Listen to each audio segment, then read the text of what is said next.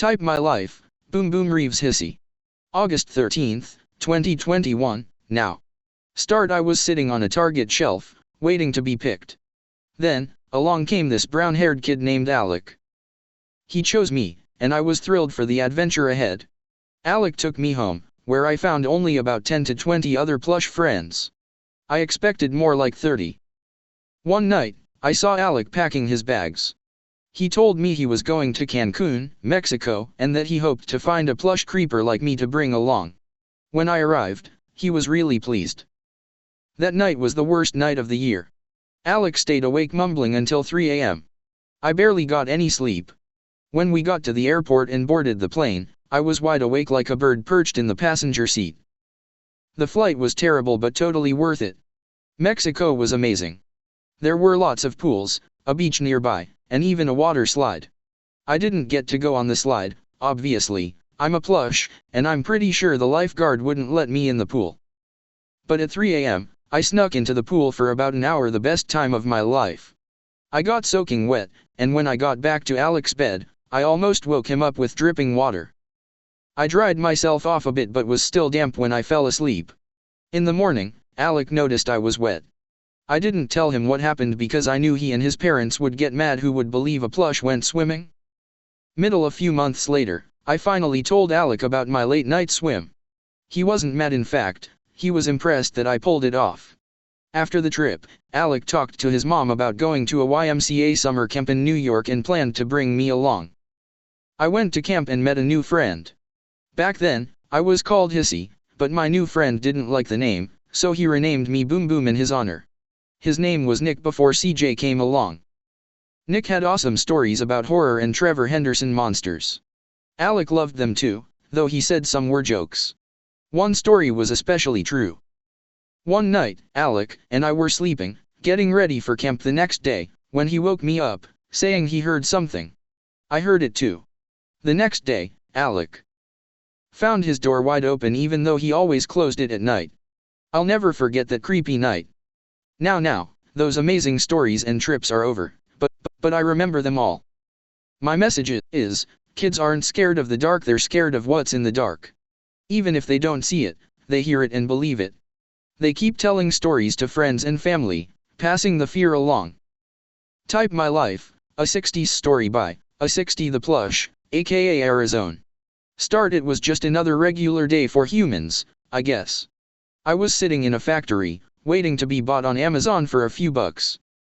Days turned into weeks, and weeks into months. Finally, in September 2023, a 10-year-old kid named Alec bought me. I was thrilled to meet my new owner, but I had one big fear: did he already have other plus highs? And if he did, were they kind, or violent? It took about a week for me to arrive at Alec's house. Everything was a bit confusing at first, mostly because I was colorblind. I let Alec know right away, but there was another kid there too, CJ, short for Christopher John Tyndall Jr. He seemed cool, and I introduced myself to both of them. My name is A60, I said proudly. Alec didn't like that name much. So with some suggestions from CJ, he renamed me Arizona. I was surprisingly happy about it. I love iced tea, especially Arizona iced tea. Though Alec didn't name me after the tea or even the state. He just liked the way Arizona sounded. Soon after, Alec and CJ introduced me to the other plus highs in the house. I knew I wasn't the only one. Most of them were friendly, except for one, a plush named Purple. Purple was a jerk. He made fun of me for being colorblind. "What color am I, black to you?" he sneered. I tried to stay calm and replied, "Hey, don't say that. Just because I'm colorblind doesn't mean I can't see you." Thankfully, soon after that, the plush doctor discovered a cure, a little eye droplet that fixed my vision. Suddenly, I could see colors better than anyone. I had the vision of an owl. But Purple didn't stop. "Hey, George, not found, wanna play Minecraft? Oh wait. I forgot you're not colorblind anymore. Woof." That was it. Alec and CJ had enough. They gave Purple a timeout and warned him, if he kept teasing me, he'd get grounded and his mom wouldn't care. Turns out, his mom was nearby. Bumble, a bee plushie, stormed in and started stinging Purple like crazy. Then she apologized to me, Alec, and CJ. Things finally settled down. Now, August 31st, 2025, CJ came over again, and he and Alec came up with an awesome idea. They made me a Roblox account. My username? A60 rocks, because, well, I rock. I got some Robux, picked out a cool outfit, and started playing games like Forsaken and MM2. I used to love Doors, too.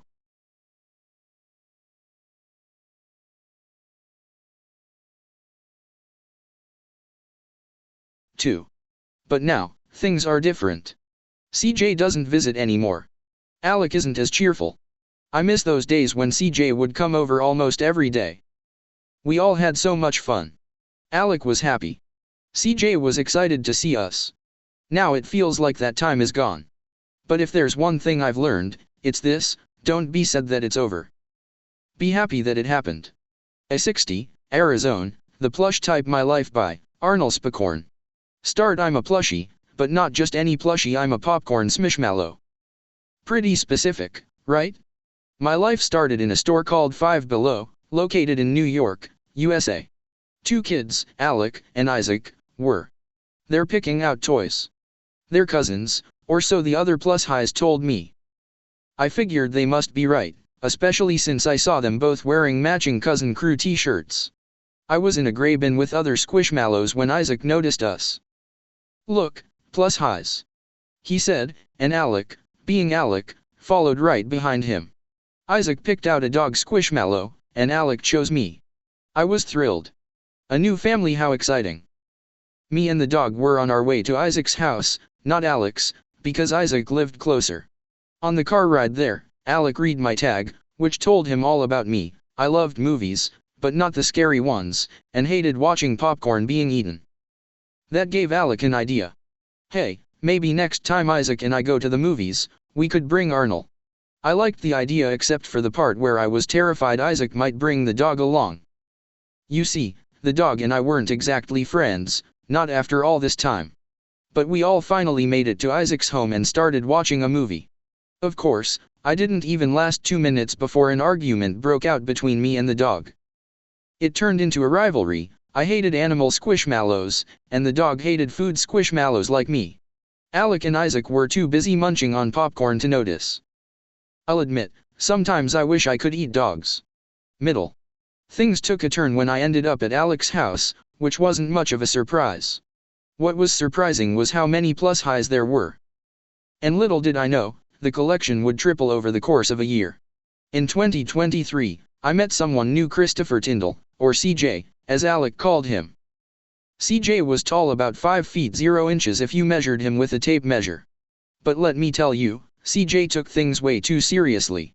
Let me share a true story about the I hate you situation between Alec and CJ. It was July 2023 when Alec decided to text CJ a joke: "Why do you spell dark with a K and not a C? Because you can't see in the dark." Hilarious, right? Well, CJ didn't think so. He immediately replied, "I chose the wrong friend to become friends with." Now, here's the backstory. Alec and CJ used to call each other all the time and play games like Roblox Doors and Roblox MM2. Every time Alec lost, he'd jokingly say, "I hate you," to CJ. "I do that too with my friends, right? It's all in good fun." But CJ took it differently. Alec responded, "Who and why?" CJ shot back with, "You, because you hate me. You say it all the time." Alec explained, "I'm just being sarcastic. I don't actually hate you." But CJ wasn't having it. He blocked Alec instantly.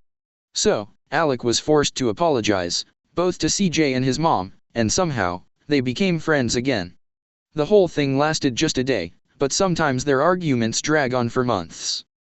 To me, that's a bit psychotic. Humor can be powerful but also misunderstood.